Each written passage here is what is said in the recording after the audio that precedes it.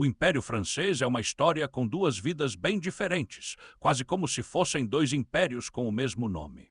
O primeiro é o Império do Novo Mundo, das colônias na América e do comércio atlântico, antes da Revolução Francesa.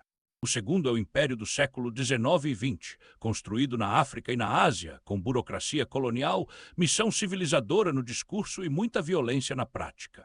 E no meio dessas duas vidas ainda tem um terceiro personagem que confunde todo mundo, o Império de Napoleão, que não é colonial no sentido clássico, mas é imperial na Europa e muda o continente inteiro.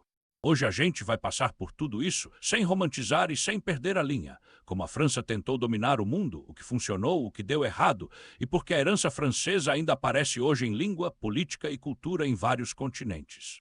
A França começa a entrar no jogo imperial cedo.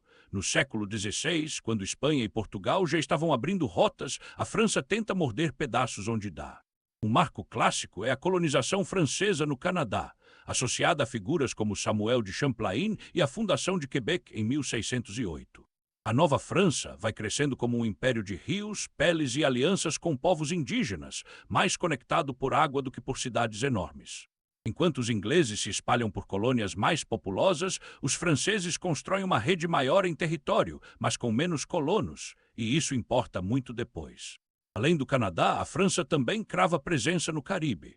Ilhas como Saint-Domingue, no atual Haiti, se tornam peças econômicas gigantescas por causa do açúcar.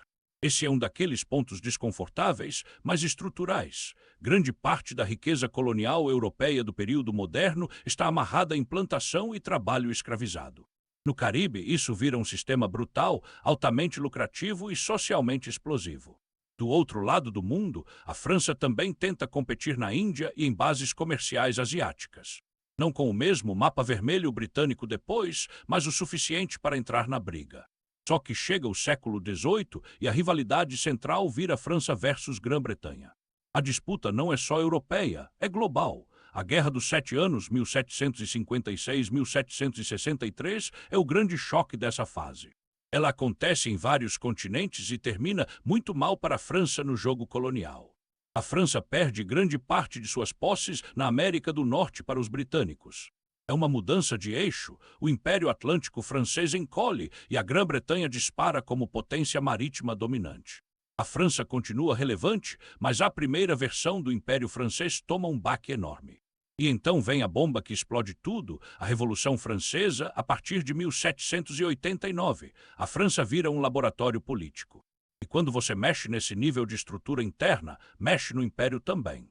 O caso mais simbólico e decisivo é Saint-Domingue, onde uma revolta de pessoas escravizadas inicia em 1791 e culmina na independência do Haiti em 1804. Isso não é só um evento local. É um terremoto global. Uma colônia riquíssima se torna uma república negra independente num mundo escravista. O impacto no imaginário e na política colonial é gigantesco. Nesse período aparece o império mais famoso da França, o de Napoleão Bonaparte. Napoleão chega ao poder pelo golpe de 18 Brumário, em 1799, e se torna imperador em 1804. Aqui, o império não é sobre colônias ultramarinas no centro da narrativa, é sobre controle continental. Napoleão reorganiza estados, derruba tronos, cria reinos satélites, espalha códigos legais e tenta fazer da Europa um sistema sob hegemonia francesa. O detalhe curioso é que, mesmo sendo um império militar, Napoleão também é um imperador de reformas. O Código Napoleônico, consolidado em 1804, vira uma das heranças mais duradouras, influencia sistemas jurídicos em vários países, muito além do fim do seu domínio. Ou seja, mesmo quando o império cai, o software legal fica, só que a máquina napoleônica tem limite. A campanha da Rússia em 1812 é o símbolo do excesso, logística estourada, inverno, desgaste, derrota. Em 1814, Napoleão abdica, volta em 1815 para os 100 dias e cai de vez após Waterloo, em 1815. O Império Napoleônico Europeu termina e a França volta a ser uma potência importante, mas não a dona do tabuleiro.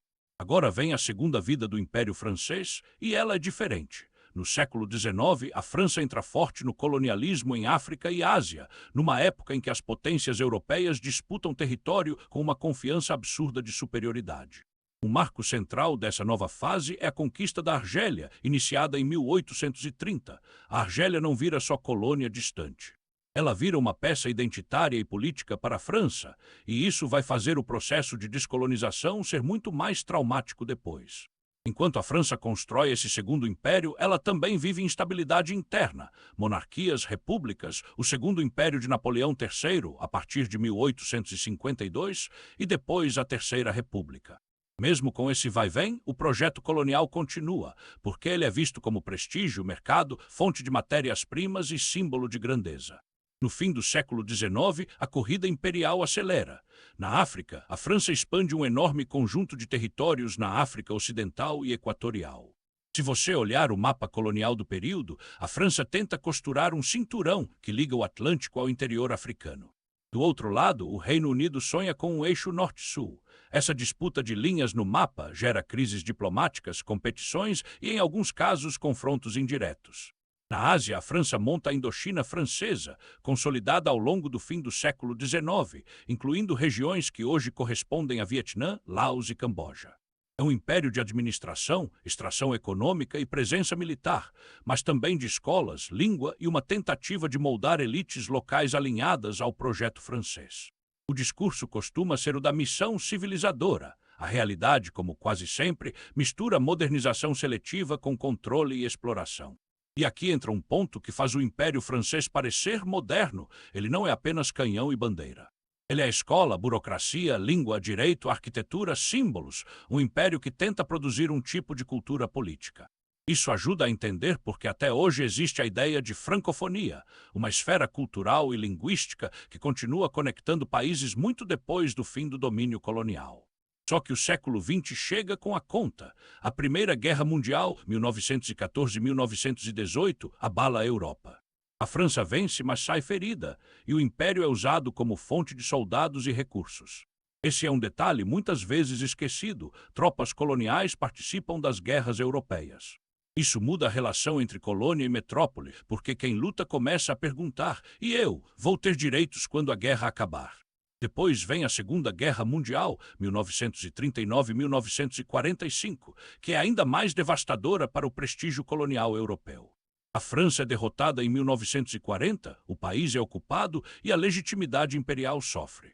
Ao mesmo tempo, movimentos nacionalistas e anticoloniais ganham força pelo mundo.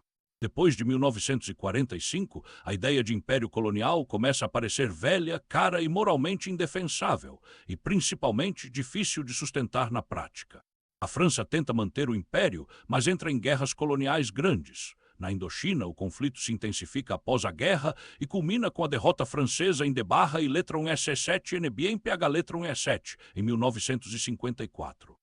Esse evento é um divisor de águas. Mostra que uma potência europeia pode ser derrotada militarmente por um movimento nacionalista local com estratégia e resistência.